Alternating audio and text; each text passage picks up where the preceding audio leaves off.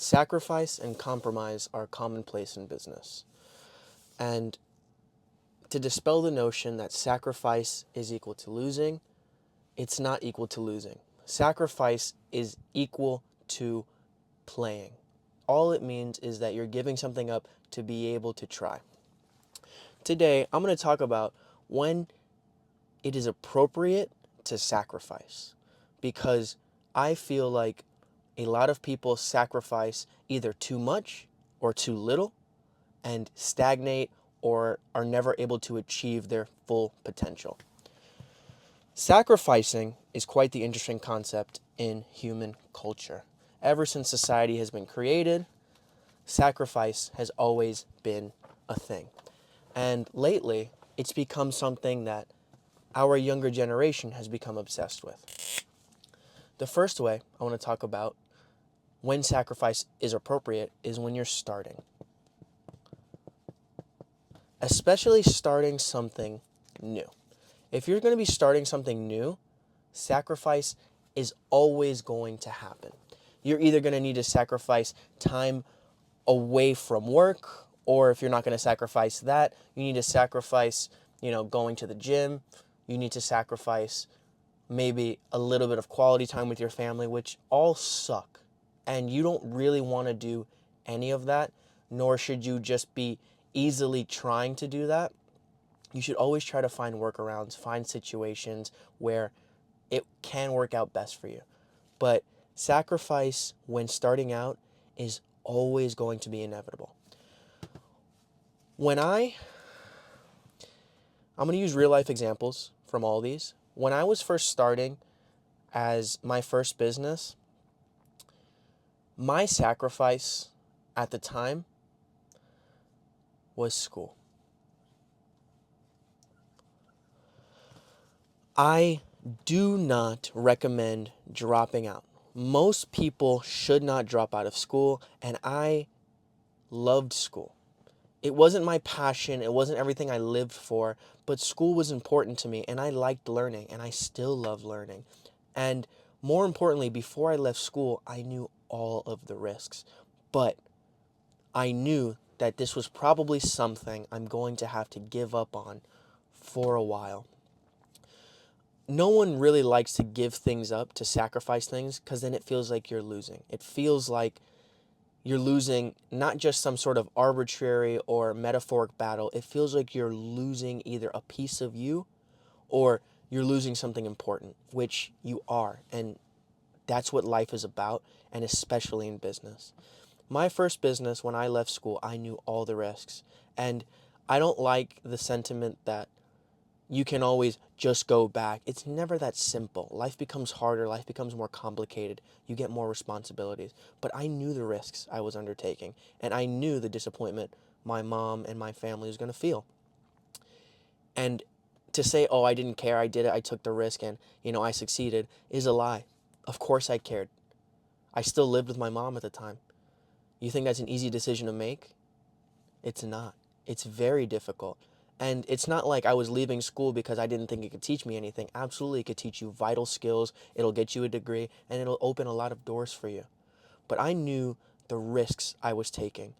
School was a sacrifice I was willing to make after knowing the risks, and it was a necessary sacrifice to start, because having a full-time job, going to school, is already so much of your time. Having a full-time job, going to school, and then starting a new business, you're going to be stretched so thin you don't even have time to eat, which I did get to a point where that was the case. But that is one example. Another example, when you should sacrifice, is when you have zero leverage. When you have zero leverage, all that means is you don't have any bargaining chips. You don't bring enough to the table, and you cannot add a lot of value to a specific deal or business. And people are going to be either aware of that, or they're going to be aware of their own value and how it overshadows yours, so they deserve a bigger portion. And for the most part, this is normal. This is okay. If you have zero leverage, but you still get to be a part of the deal and still making money, absolutely sacrifice the bigger portion.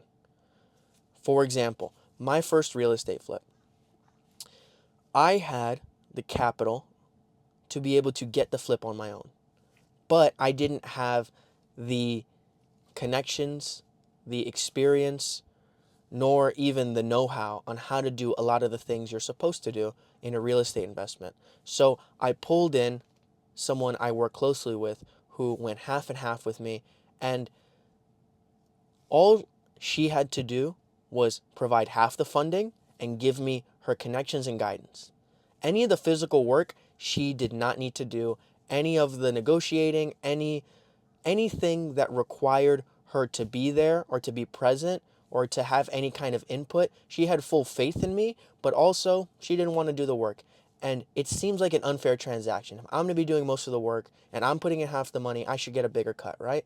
Wrong. If I had no connections, which I didn't, I had no connections. If I have no connections, no experience, this is a huge risk for someone else to be a part of this. She analyzed the deal. She said it should be a good enough deal. And whenever I did need help, she did come in to help, which is exactly what I needed. Because what I've learned through my years of trying things and making money is there's only one person who hates losing money more than you. And that's the person with more money than you. So I had no leverage. I had the capital, which is why I was able to even get 50%. But if I had no capital and if I had no drive, no motivation, and no willingness to work, there's no way she would ever provide me the capital to do this deal. And even if she did, I would get such a small, negligible portion of the profits, it's not even worth me undertaking.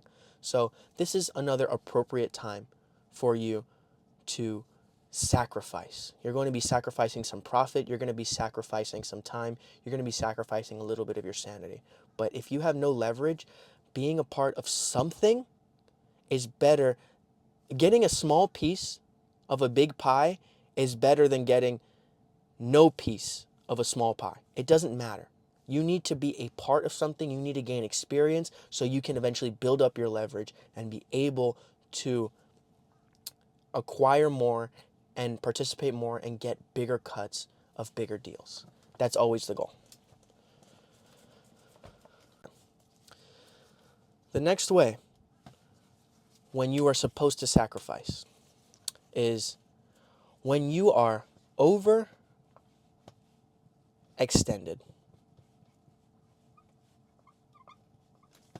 When you're overextended, you are going to be required to sacrifice. What exactly? That just depends on what you're doing. Let me give you another example from my real life. So, firstly, when I'm doing social media marketing, you need to do cold outbound texts. You need to be able to keep leads warm, and you need to be able to communicate with people effectively.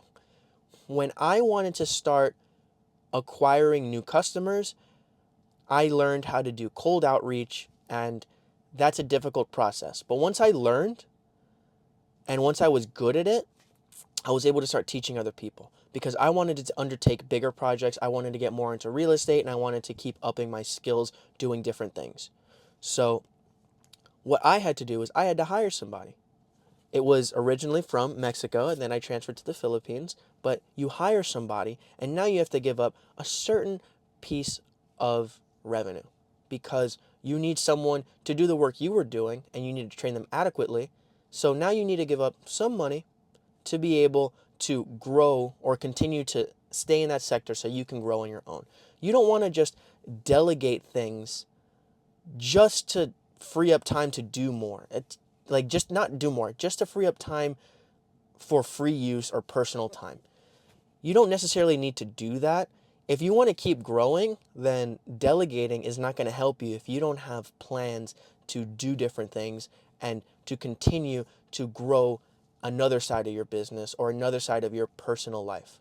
You don't want to just delegate everything out just because you can. That's never the goal. Because no one's going to be able to do the job as effectively as you are going to be able to do it. So that's another time. The last example when we're talking about sacrificing is when you are out of options.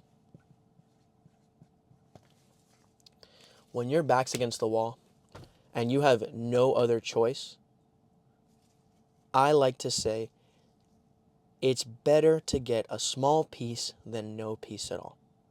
If you're out of options and there's a deal in front of you and you know you're going to get the shit end of the stick, but you've tried every tactic, every way to improve your leverage. If you don't like the deal, don't take the deal. Another deal will come on that's better. But if you think this deal is important, which some are, especially when it comes to learning new things, every deal is important. If you think this deal is important and you've exhausted all your options and all your opportunities, this is when you need a sacrifice. This is when you need to take the shit end of the stick and you have to push through and just take what you can get to be able to get to a bigger, better piece later. A lot of people when they're young, they sacrifice too much. I mean, think about it. Interning. Interning only benefits really the company that is getting free labor. But you do get something out of it. It's not a great deal. After you have experience, you'll never intern anywhere again. But it is kind of a sacrificial period. That's what it's looked at, and that is necessary sometimes. And that's something I do advocate for. But I also feel like a lot of people sacrifice way too much, way too early. For example, if you're in your 20s and you want to start a new business, your first instinct, let's drop out of school. No, dude. Do not drop out of school right away. That shouldn't be the first thing you do. You should try to see, do I have enough capital to keep going for 6 or 7 months? Do I have any support from my parents in doing a business? Your parents are going to try to help you do anything but drop out of school.